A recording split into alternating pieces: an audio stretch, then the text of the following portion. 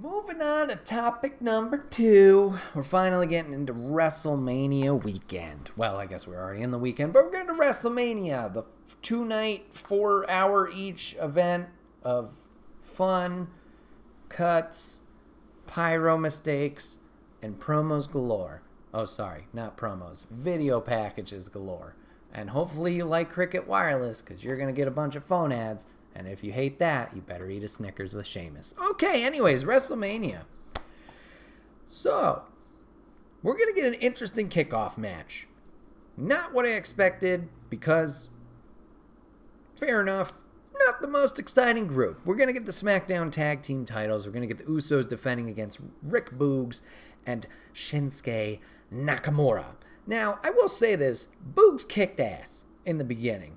Rocking out, doing a great job. Too bad, so sad. This man's going to rip his quad and patella. Owie. Big time owie. No, he didn't. Oh, never. What's up, Peanut He Gallery? didn't rip his quad. He ripped the tendon that goes from the quad to the patella. Thank you. The tendon from the quad to the patella. His quad was too strong. It just went and ripped. Hold it down. So my bad. Ripped that part. That's important for moving your legs, folks, I guess. So anyways, owie. Yes. Big owie for Rick Boogs. Very unfortunate that this had to happen. He was carrying, I believe, Jimmy Uso. Jey Uso jumped on top. We're going to show how strong Rick Boogs is, which he is very strong. Unfortunately, in this time and circumstance, that happened. He falls. He gets out of there. And Shinsuke has to pick up from here. Got the signal, go home, straight to finish. We get the 3D, the 1D, whatever the fuck they're calling it. 3D, Usos retain. Was that the plan originally? I don't know, but it looks good for the bloodline when they all have the titles. So, shit, we got that. Big yikes. Moving on to our second match. We get Drew McIntyre versus Happy Corbin.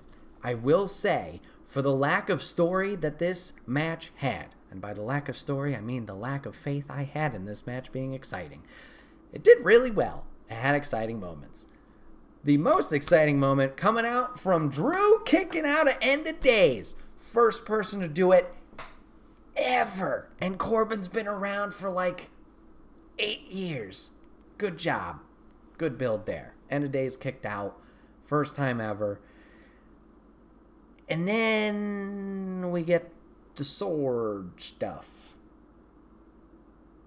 Now, did it look cool in real time? Yes. Did they play a slow motion replay soon after? Yes. Did it look as cool? No. Will I tell you why? Yes. And you hate me doing this thing. If you watch the slow-mo replay, you can see how shitty this sword is. Boy, is it just rubber all just bent like a fucking broken toothpick. No, he didn't really cut the rope. They hit it, and they were staged, and the top rope and second rope broke. But yeah, that slow motion replay totally broke all reality they had put in front of us.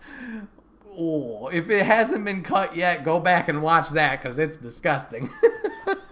So anyways, we got the smoke and mirrors there. References. So we had that. All right, not bad, gentlemen. Moving on to the Mysterios versus The Miz and Logan Paul. Another match that surprisingly did really well, even though I thought I'd hate it. Even though I still do hate 1/4 of this matchup. Mr. Paul, you did good in the ring. Good job. Proud of you. Still a piece of shit, but yes, you did a good job in the ring. The hypest moment of this match was fucking Mysterio's doing the double jump out of the stage. I thought Ray couldn't do that because it fucked up his knee so bad after years of it. Very cool moment to see Dom and his dad have this moment, both jumping out of the stage, doing the old entrance here. Both of them looking fly in their ring gear. You got the mix of, the American heritage and the Mexican heritage. looked great. Match was good. Logan did good. Evil triumphs. We had both Mysterios hit Logan Paul with the 619. Dominic goes frog splashes once again on Paul. Dad follows. Miz will come in, pick up Dom, blah, body slam him on Paul and Mysterio with the pin, then takes Mysterio, skull-crushing finale, takes the win there. Big boos from everybody. Oh, you suck, blah, blah, blah.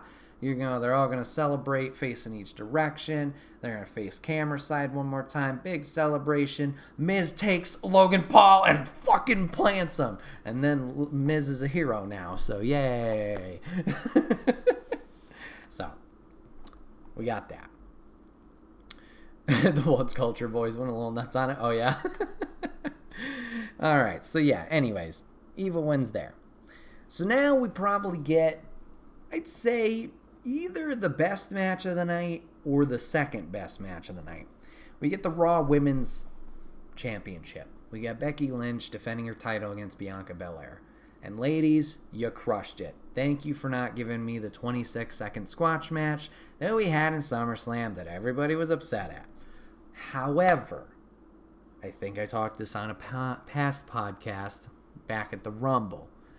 This was the conclusion we needed to this story. It all came full circle. It all wrapped up nice and neat in a bow. I don't need Becky and Bianca again right away at Backlash. This was how you finish it. You set up with the fucking screw job at Rumble. You end with Bianca on the grandest stage of them all, winning the title again over Becky. Good job. Good job, everyone. All right. So ladies crushed it there. Becky looked like a Thundercat for some reason, but, you know, to each their own, I guess. So, great match there. Very good. Very good. Not going to go into much detail other than that because it's not needed. Now we get the big moment of the night. Seth Rollins versus the mystery opponent. Seth comes out, being a doofus, but a lovable doofus, usually. And then the suspense builds. The silence. The crowd chanting stuff. The silence again. The lights go out. The ring lights go out. Oh, sorry, we had pyro before that going up the arena ramp. All right, then the lights went out. Then the ring lights went out, so you couldn't see Seth anymore. And then we get, there's more than one royal family in wrestling. Everybody and their mom freaks out. I yell. Moose gets up in a panic and runs for the hills. Cody Rhodes back in WWE after all these rumors. Is he? Isn't he? He backed out. He hates WWE. He's doing whatever. He's just being a dad. He's here. Very cool to see. I'm not the biggest Cody Rhodes fan, but man, I am that night. Just the whoa, what the fuck moment. Very cool to see. Apparently he opened Raw tonight. Cool. Hopefully he has something, you know, going for him. Hopefully this isn't just a flash in the pan moment. Watching his post WrestleMania interview seemed like a heartfelt message. You know, he wants to be here, the big time, prove it to himself, prove it from his dad, you know, stuff like that. Papa Griff and some other people not a fan of it. That's okay. Totally understand why. But hopefully it works out for him. Cody's smart. I don't think he would just do this to, you know, throw everything away. But what do I know? I'm just a kid over here. I'm just a dude sitting over here in a chair in front of a green screen. I don't know shit. Good match by the guys. Definitely pacing was slower. We got some fun moments. We got a fun little Stardust tease, or not tease, but joking around with the cartwheel and the splitting in the hands. We got the bionic elbow. You know, shout out to Dusty for that. And we get the Sammy Cutter, which I don't know was purposely, you know, I don't know if that was Sammy Guevara's move or if Cody's been doing that. Either way, very cool to see. I popped for that as well. So yeah, Rollins and Rhodes, cool. Glad to see the American Nightmare here just for the what the fuck moment. Like I said, hopefully it continues in the right direction. Now we get the match that I turned off for, and I was like, nope, I'm not interested. This just doesn't, nothing tickles my fancy here. SmackDown Women's title, Charlotte Flair versus Ronda Rousey. Could I tell you what happened? Yeah, but not most of it. End of it, ref takes a bump, takes a spear from Charlotte. Shenanigans happen. Ronda gets a tap out, I believe. Tries to wake up the ref. Finally gets the ref to stir. Charlotte comes in with a big boot and gets the pin. Retains the title. Yeah. Never thought I'd cheer Charlotte ever. But there's that. Okay, moving on to the most awkward moment of the show. Now, I know a lot of people, maybe, if they listen to this, are going to be like, Bret, you're a fucking idiot. This was nostalgia personified. Why you hating? And granted, was it cool to see Steve Austin wrestle a match? A full match? Yes. Was it cool for KO to do this? Yes. Was it awkward getting to this moment? Absolutely yes. The talk show was so out of place for this whole night. And this was the end of the show. We're so confused. Why weren't Charlotte and Ronda main event? Ronda seems like she wants that to be her thing. And then you have this sit-down talk show thing. Just sucks the air out of everything. Granted, the crowd was into it, whatever.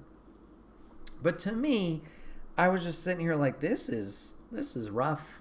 I get it, why you're doing it, but it's rough. It's a rough choice. We finally get into the match. Cool, it's exciting. Nothing super spectacular, but once again, cool to see that this was even happening. I get it for the nostalgia. Wasn't my favorite moment overall. I still liked it. I'm still happy it happened. Not my thing overall. Austin wins. Gets his last match. Yippee-yi-yay. Owens gets arrested or something. I don't know. And that is going to wrap up night one. Now you're asking me, Bret, wasn't there another match planned for night one? And I say, hey, you. Yes, there was. We got New Day versus Sheamus and Ridge Holland with Butch cut because of time constraints. Now, did this bother me? Yes. Did this bother me way more than it should have? Yes. I think it bothered me so much because of the opening. Now, obviously, the whole Rick Boog situation. Totally unplanned. That's not supposed to happen. I hope he's seriously okay, and recovers quickly or, quickly, safely, and is healthy. That gets, has to end. Injury. Duh. So there's time there. What the fuck happened that we had to cut a match planned for this night? I get matches can go over. I get stuff can go over. But the fact that a match had to abruptly end due to injury. Did everybody just say, oh, fuck it, we got extra time now, and then just use it up? Well, what happened? Now, I don't know if it was the superstars themselves or the Twitter outrage, what happened, but things were righted, or it seemed they were righted, the night after WrestleMania Night 1. WWE Twitter goes out, says this match is going to happen night 2. All's right in the world. Or so we think.